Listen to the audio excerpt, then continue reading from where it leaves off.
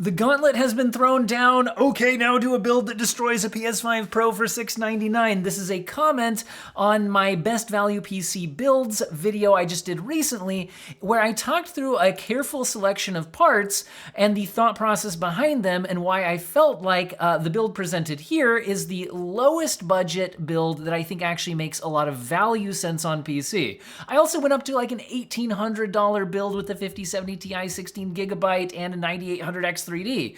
But I said anything past that point starts to be diminishing returns, but also I said anything below this kind of $1,000 build we're looking at here is also diminishing returns.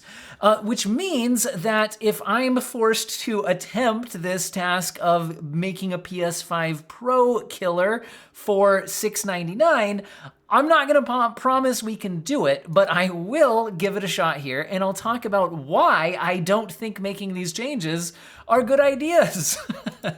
But let's see how close to $699 we can do. Now, here's the thing. If we are going to actually beat a PS5 Pro, then we do need a GPU, which is the most important component for gaming, that can actually match or beat the PS5 Pro GPU. And so I think I should not go any lower than the 9060 XT 16GB I have already slotted into this build. My justification for that is rough performance-wise. First of all, I want to be clear, the PS5 and the PS5 Pro, their GPUs just don't exist on PC, so there is no direct counterpart. However, the baseline PlayStation 5 has a GPU that is most similar to an RX 6700, although not exactly. To be 100% clear. Now, if we go to something like Tech PowerUp's relative performance chart, we can look at how GPUs scale relative to that set as a 100% baseline. We can scroll up, and what you'll notice is to get around 40% or more powerful than the base PS5 GPU, it would put us into roughly 9060 XT 16GB territory. Now, the PS5 Pro is at least can be 40%-ish more powerful than the base PS5 GPU, but again, it's not always quite that simple. The point is, there's no direct counterpart, but I would say that the RX 9060 XT is at least as powerful as a PlayStation 5 Pro GPU on hardware specs. It also has more VRAM than the PS5 Pro because the PS5 Pro has a certain amount of shared system memory, but it can't dedicate into full 16 gigabytes of VRAM just to being used as VRAM. And also, at least currently, while there is a version of FSR 4 apparently in development for PlayStation 5 Pro, currently the PlayStation 5 Pro uses PSSR, and if you look at a lot of good image quality comparisons, places like Digital Foundry, etc., FSR 4 actually looks better than PSSR. So, the 9060 XT is a good choice if we want to beat the PS5 Pro GPU. Now, could I go with something less expensive that's in that same ballpark? Well, I think that would be a dishonest approach to this, because if I use something like an RX 6750 XT that doesn't have access to a machine learning-based upscaler like FSR 4 or PSSR, so if the goal is to beat I guess we need to destroy. Again, I can't promise we'll do it, but we'll try a PS5 Pro for $699. I do think that the 9060 XT is the best value GPU we have in the PC space that is generally just better than what's in a PlayStation 5 Pro. Sometimes games aren't as optimized for PC, but hardware spec-wise, it should have it beat. Now, let's go ahead and edit this part list down. The main thing we're not going to be able to do on this kind of a price point is maintain a high-end modern, well, I shouldn't say high-end, but at least a modern CPU platform. The thing about the PlayStation 5 and PlayStation 5 Pro is that their CPU is roughly in line in gaming performance to a Ryzen 5 3600. This is several generations old. We're currently on like the 9600 for the most current generation, and my value build had a Ryzen 7600, which got us onto the new AM5 platform with DDR5 memory, etc. But if we need to shave money off this build, we are going to have to go with an older CPU. And this is one of the things that I don't think is actually worth it. I want to be clear about that. I don't think this is worth doing, But if we are going to try to hit that price point, this is what we're going to do. So a Ryzen 5 3600 is currently listed here at $75. So we're certainly going to save $100 on the CPU choice compared to the build that I thought is better. And then we'll kind of see where we're at price-wise once we do this build and then go from there. Now, a 3600 Non-X will come with a stock CPU cooler. So I'm also going to save money by not getting a different CPU cooler. Do I think this is necessarily a great idea? Well, the thing is, we're going up against a, a price point where we just don't have a lot of options. So let's click on motherboards, sort price low to high. And if I want to be fair, it would be nice to get something that had Wi-Fi rather than just the absolute cheapest thing we possibly can. Do we have a Wi-Fi filter on our thing here? Because they don't always say it in the name, which is obnoxious. Oh man, does it not say? I want to be able to just click a Wi-Fi button. Can I not click a Wi-Fi button? I want Wi-Fi. Okay. Now, we might not be able to get the latest version of Wi-Fi, to be clear, which the PS5 Pro would have. We're just not going to find an old motherboard like this that has that option. Okay, we are going to get the cheapest motherboard with built-in Wi-Fi. Is it going to be a great motherboard?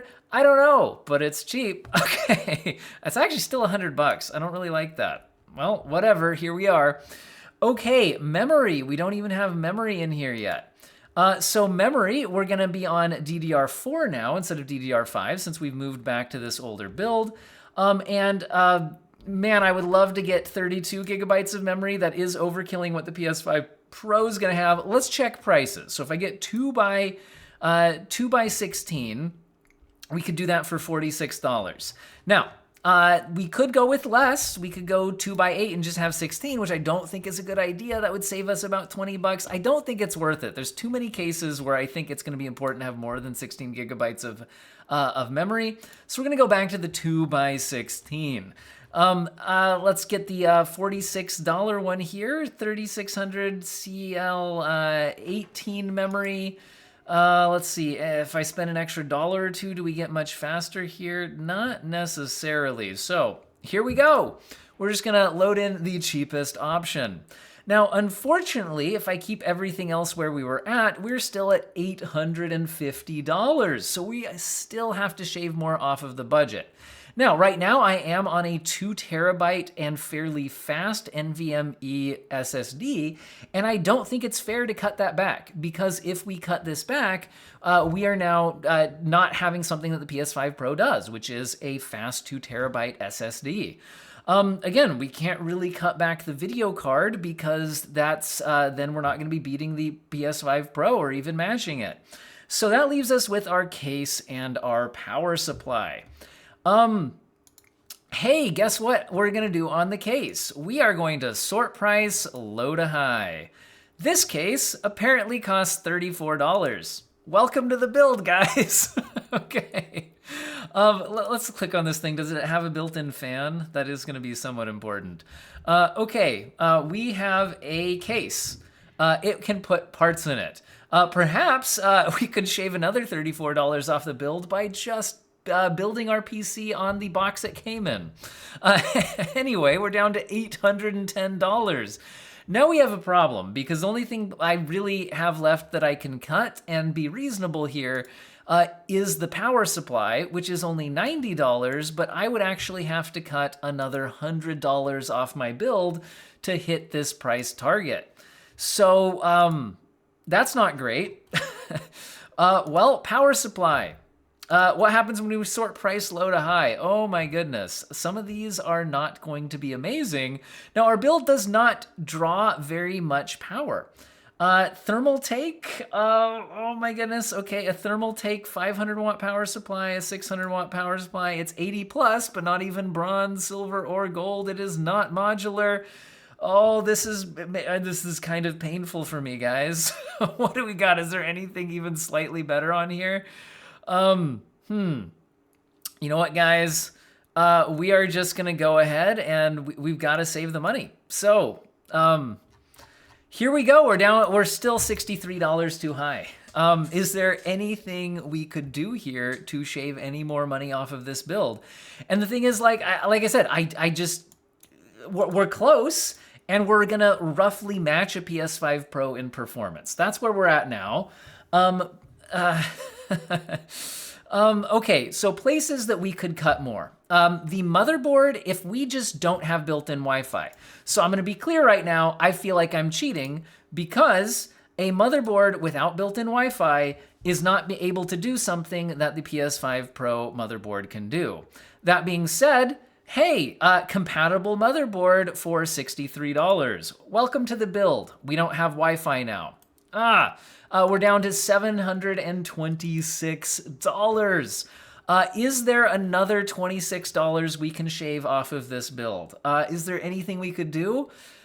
That would be cutting back our 32 gigabytes of memory. So, looks like welcome to 16 gigabytes of system RAM, guys, because I think that is all we are going to be able to fit. So if I get two 8 gigabyte sticks of memory, looks like we can get some for $26. Do we have $27 can get us down to CL16, which is at least better than these for, so I'm gonna spend the extra $1. Okay, that's gonna help. Remember, lower cast latency is better, higher speeds are better. Overall first word latency here is at 10 milliseconds actually on this $27 kit. So let's do that. Now, where are we? We are at $707. I think we have done it. Now, you might say that we still don't have an operating system, and you would be correct. Now, you may already have a Windows license. You may be okay with super cheap gray market keys. Also, hey, it's not like a PlayStation 5 Pro is running Windows or doing the kinds of things a gaming PC can do. And there are free operating systems out there that actually game pretty well now. Linux is doing very, very well. This being an AMD GPU actually means that using some version of like a SteamOS type Linux operating system could actually make this a pretty reasonable console type device. So let's give some overall thoughts on this, right? So we are at $707. We have basically built a PS5 Pro. I would not say this destroys a PS5 Pro gaming PC for roughly the same price as a PS5 Pro. Now, this is actually, I think, better than you could do, at least on new parts, when the PS5 Pro launched, because we didn't have the 9060 XT 16 gigabyte yet. So we were forced to go to some other types of options. So I do think that a PS5 Pro style build is now more affordable and more possible than it was when the PS5 Pro launched. That being said, I wouldn't build this PC myself. So if you're watching this right now thinking, okay, this is the build for me, I'm going to caution you that I just don't think that this is worth it. I think that by spending the extra $300 on the original build I started out with, you just have a so much better PC. Just a vastly better CPU on a motherboard that's compatible with newer chips for upgrades, faster DDR5 memory, 32 gigabytes of DDR5 memory instead of 16 gigabytes of DDR4. We had a better CPU cooler that would be running cooler. We had a better case, even though it wasn't expensive. We had a much better power supply. I'm a little bit nervous about this, okay? So this video has two purposes. We're both talking about why I felt like the other build wasn't worth cutting down any further, that there were significant diminishing returns on it, but also why, talking about can you match a PS5 Pro? Again, the thing is consoles are making these same types of, cuts when they're planning them out, right? They're trying to be incredibly value focused on the decisions that they're making.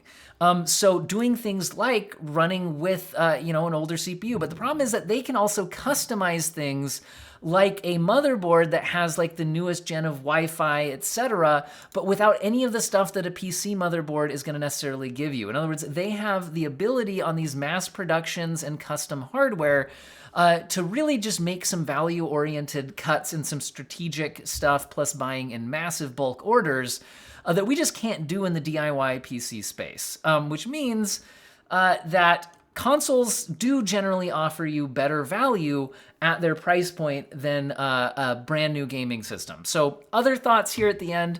I mean, if we were willing to buy used, we could do better.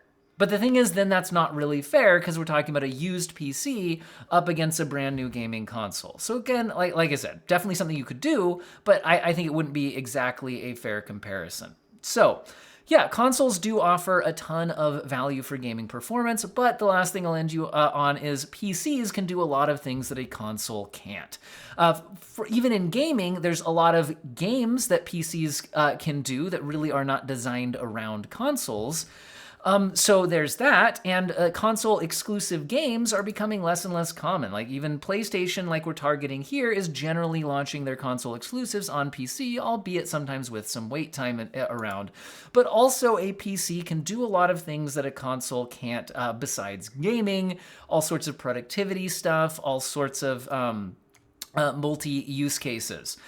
Now, the things like that, though, again, by going with this older system and less RAM and all of that, it is, I think hampering all of that. So, like I said, I think the $1,000 build I had with this GPU is a much stronger build, and it's worth the extra $300 for that more powerful overall platform, a better power supply that you can use for a decade to come for GPU upgrades, as opposed to this thing, which I'd be a little more nervous turning on, let alone using for a decade and upgrading to a heavier GPU. That being said, you will still get a lot of gaming performance out of this. But again, if you are willing to go with the used market or something like that, it's possible to maybe get a used system where that maybe doesn't come with a GPU in it for a better value price, and then slotting in something like a 9060 XT, or if you're going the used route, maybe like a used 3080 or something like that. Anyway, I think I'll probably end the video here, but I did want to respond to this overall comment. So I can not destroy a PS5 Pro for $699 on PC, but I can somewhat match it. But I don't think you should. I think that you, again, it's diminishing returns on the cuts that we had to make to get here. Anyway, hopefully you guys found the video useful and or interesting, and I hope all of you have an excellent day.